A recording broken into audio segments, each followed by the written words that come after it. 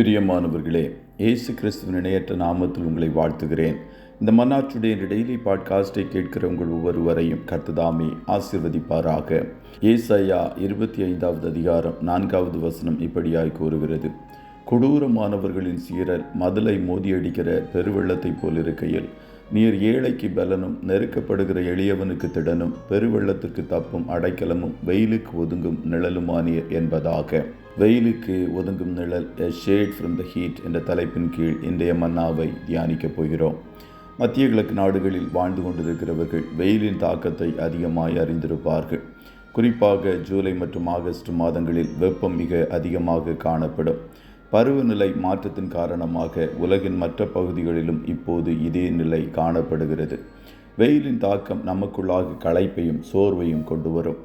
YONO நினிவேயில் காணப்பட்ட வேளையில் அவன் தலையின் மேல் நிழலுண்டாயிருக்கவும் அவனை அவனுடைய மனமடிவுக்கு நீங்களாக்கவும் தேவனாகிய கர்த்தர் ஒரு ஆமணக்கு செடியை முளைக்க கட்டளையிட்டு அதை அவன் மேல் ஓங்கி வளர பண்ணினார். அந்த ஆமணக்கின் மேல் யோனா மிகவும் சந்தோஷப்பட்டான். ஆனால் மறுநாளில் கிழக்கு வெளுக்கும் நேரத்தில் தேவன் ஒரு பூச்சியை கட்டளையிட்டார். அது ஆமணக்கு செடியை அரித்து போட்டது. அதனால் அது காய்ந்து போயிற்று. சூரியன் உதித்த போது தேவன் உஷ்ணமான கீழ்காற்றை கட்டளையிட்டார்.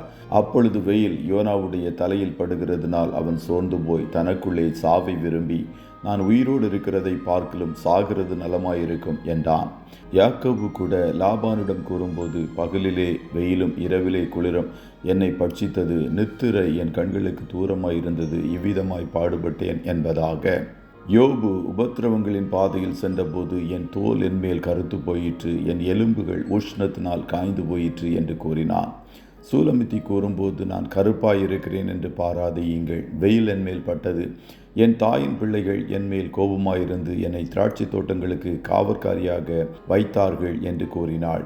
சூரியனின் வெப்பம் மட்டுமல்ல, நம் வாழ்க்கையில் வருகிற பாடுகளும் கஷ்டங்களும் சோதனைகளும் காத்திருப்புகளும் பற்றாக்குறைகளும் கூட சூரியனைப் போல நெருப்பாய் நம்மேல் வீசுகிற வேளைகள் உண்டு.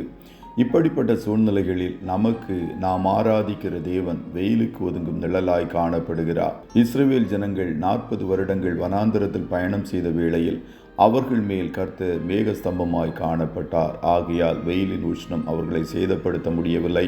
உன்னதமான தேவன் நம்மை அவருடைய மறைவில் வைத்து அவருடைய நிழலில் தங்கும்படிக்கு செய்வார். அவர் நம்மை சிலுவையின் நிழலில் வைத்து பாதுகாக்கிறவர். அவர் விடாய்த்த பூமிக்கு பெரும் கன்மலையின் நிழலாக இருப்பார். கானானில் காணப்பட்ட கானானியர்களை காத்த நிழல் அவர்களை விட்டு விலகினது போல நம்மை காக்கும் கர்த்தருடைய நிழல் அவருடைய பிள்ளைகளாய் நாம் காணப்படுவதனால் நம்மை விட்டு ஒரு நாளும் விலகாது. சூலமுத்தியைப் போல காட்டு மரங்களுக்குள்ளே கிச்சிலி மரம் எப்படி இருக்கிறதோ அப்படியே குமாரர்களுக்குள்ளே என் நேசர் இருக்கிறார், அதன் நிழலிலே வாஞ்சையாய் உட்காருகிறேன் என்றதைப் போல நாமும் இயேசுவின் நிழலில் வாஞ்சையாய் தங்க நம்மை அர்ப்பணிப்போம். அப்பொழுது இந்த மாதம் முழுவதும் கர்த்தர் உங்களை கண்மணி போல காத்து எல்லா தீங்குக்கும் உங்களை விலக்கி ஆசீர்வதிப்பது உறுதி. கர்த்தர் உங்கள் ஒவ்வொருவரையும் ஆசீர்வதிப்பாராக. ஜெபம் செய்வோமா? நல்ல தகப்பனே, உம்மை நன்றியோடு துதிக்கிறோம். இந்த மன்னாற்றுடைய இந்த டெய்லி பாட்காஸ்டை கேட்கிற உடைய பிள்ளைகள் ஒவ்வொருவரையும் கர்த்தர் ஆசீர்வதிப்பீராக. ஒரு மாதத்தின் முதல் நாளில் நாங்கள் பிரவேசிக்கும்படியாய் கர்த்தர் கிருபை பாராட்டினீரே, அதற்காய் கோடி ஸ்தோத்திரம். எத்தனையோ பேர் போன மாதத்தை கண்டவர்கள் இன்றைய நாளில் இல்லை. ஆனால் உம்முடைய கிருபையின் நிமித்தமும் மிகுந்த இரக்கத்தின் நிமித்தமும் எங்களை உயிரோடு வைத்து கண்ணன் மணி போல பாதுகாக்கிறீரே, அதற்காய் கோடி ஸ்தோத்திரம். இந்த மாதம் முழுவதும் உம்முடைய பிள்ளைகளை நடத்துவீராக. தேவைகளை பரத்திலிருந்து சந்திப்பீராக. கையிடுகிற வேலைகளை ஆசீர்வதிப்பீராக. எல்லா காரியங்களிலும் ஜெயத்தை கட்டளையிடுவீராக.